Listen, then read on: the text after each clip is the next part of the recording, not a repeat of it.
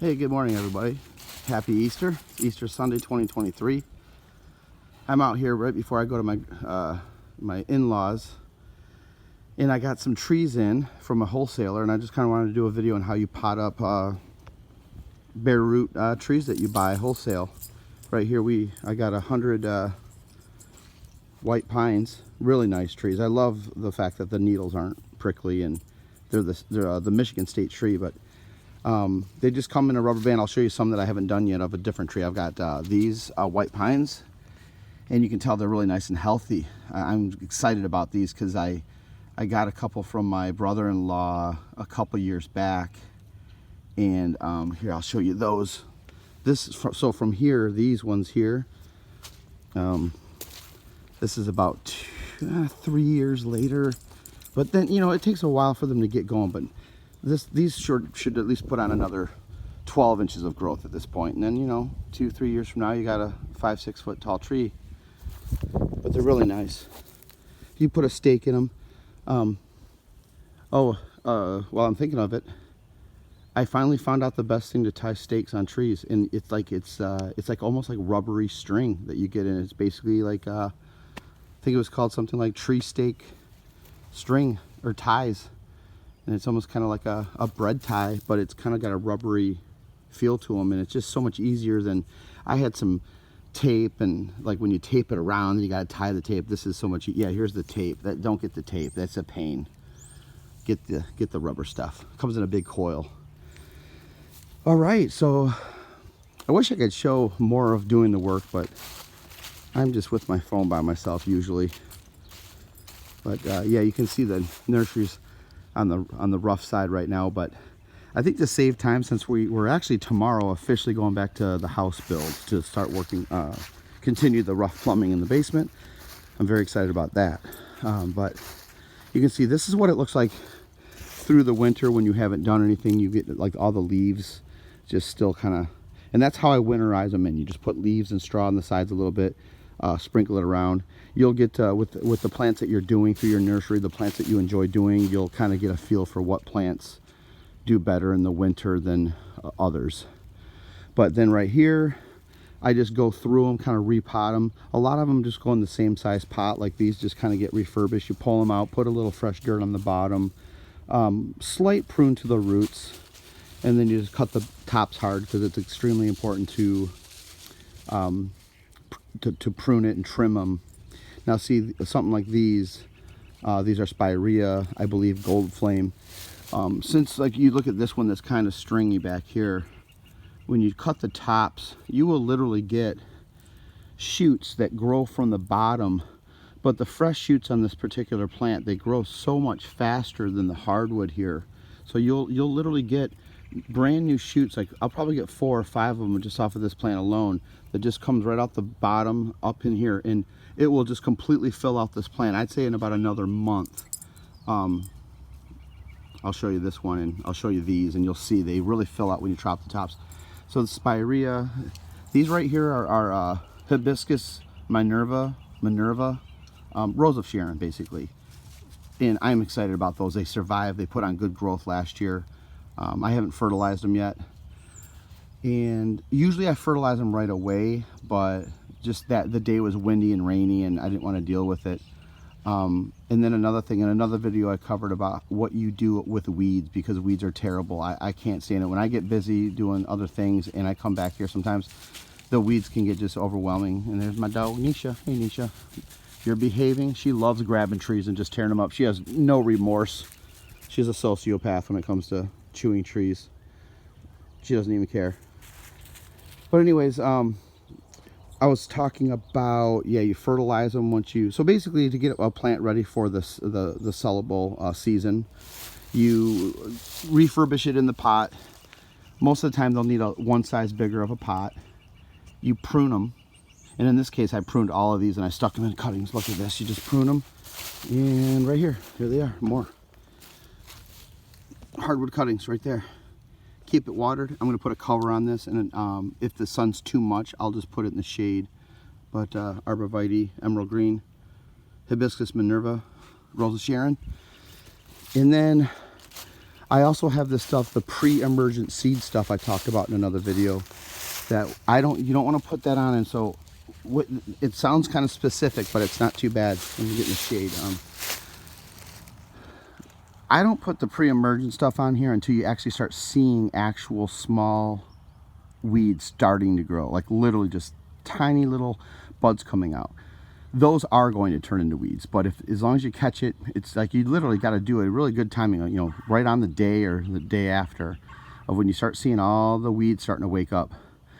What I do is I water the plants at that point really, really well, soak it all down, and then while the pots are still wet, you take that Snapshot DG, I believe it's called, that I have. You can buy them in a big 20-some pound bag.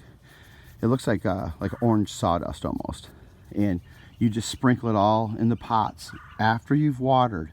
That way, you don't want to put it on when it's dry and then water it. It'll rinse it all away. You water it really well after you've pruned it, up potted it, refurbished it, fertilized it. Once the weeds start coming in a little bit, water it down really well. Put the pre-emergent Snapshot on it, and then that way, as long as and make sure maybe it's not going to rain for the next couple days. And that pre-emergent, if you do it that way when the soil's still wet and it's able to stay on the top of the surface, you're going to knock out 90% of the weeds. And trust me, you'd be happy if it knocked out 50% of the weeds. But anyways, I'm rambling. Let me go. Oh, I almost hit a dog patty. Oh, that was close. That was close. But over here, I got black walnut trees. I love black walnut trees. I'm going to plant some more at my property. I know that people are going to want to buy them. And here's how I'm doing it. Now, let me see if I can do this one-handed a little bit. You get them like this. Nothing special. It's a dormant tree. It's alive. Do the scratch test. Little scratch, green, fold that scratch back up. See that big? You don't want to bend that. I noticed from the nursery, look at, they've already bent it. See, you can already see that that's where they bent it. So you don't need that. Cut that right off. Cut it off even a little bit more. Let me see. I'm not even filming correctly. I'm not even showing you. Cut that off. What I usually do is I put it in the pot and I'll put a little bit of dirt. You can bend it. See if it's still hitting the very bottom hard, you're better off cutting it again, even higher. This tree's dormant. It'll regrow its taproot. Put it in. I'll put a little bit of dirt in. And to me, this seems important. Then pull these roots back up, because the roots can't come kind of pasted down. So you get them floated up in there. And then just pack more dirt in. And when you're doing hundreds and hundreds of these, you're going to be, I can do it so much faster with two hands, but you're going to be pushing down very slightly. But if you grab both sides of the container and do a couple, just 2 taps, see how it just did it for you? Just do 2 light taps. You don't need to, a lot of people say, oh, you got to pack it down and get rid of the oxygen. Once it's really loose like that and you go like that a little bit, you're going to fertilize this right now. And what I do, you're supposed to use gloves, but just for the video, a lot of people, oh, scoop it. No, pinch and sprinkle around. I just do like a little shoe horse kind of like this. Doesn't need a lot, but you know. This is slow release fertilizer, Osmocote. I bought it in a 55-pound bag this time, or 50 pound. And then once you stack them on the wagon,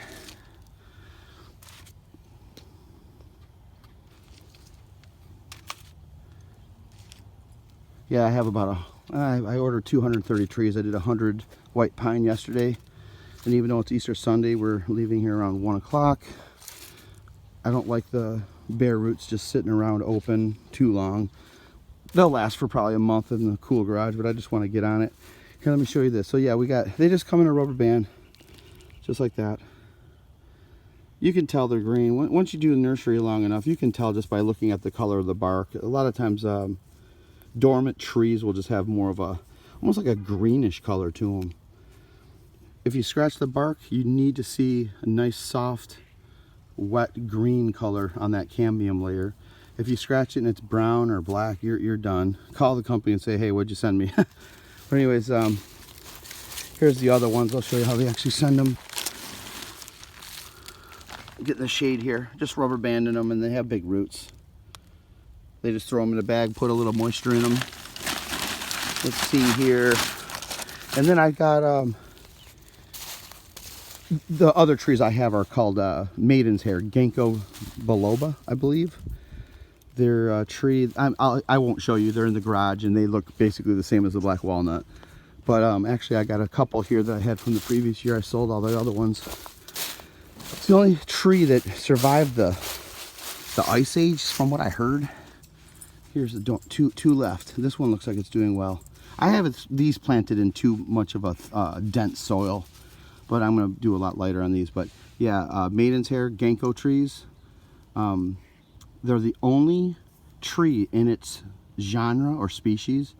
You know how like maple trees have a whole bunch of different, you know, Japanese maples, silver maples, sugar maples, Norway maples, all that stuff. This is just the ginkgo tree. There's no variation to them. And their leaf looks like a duck's foot. So they're pretty cool. They're interesting trees, and they grow well in my area. So that's why I just bought 30 of those. Oh, I actually have one back there too. I have 3. So anyways, I was just showing you what I'm doing in the nursery, just starting to get it going. I'm going to try to just do this on the side more. You know, just on the evenings and stuff, to keep my son and I more on the construction build. So anyways, I'll keep plumbing videos coming. I'm going to do an update on that one vacancy that was trashed. We got that house all done. It looks really nice. We got it on the market with the management company, and we're moving forward. I'm looking forward to this spring, because unlike last spring, that was when we started doing all the stuff on the house. And at least where I live this year, it's going to be laid back here, maybe some more grilling and chilling with these dogs right here. All right, this is Dave signing off.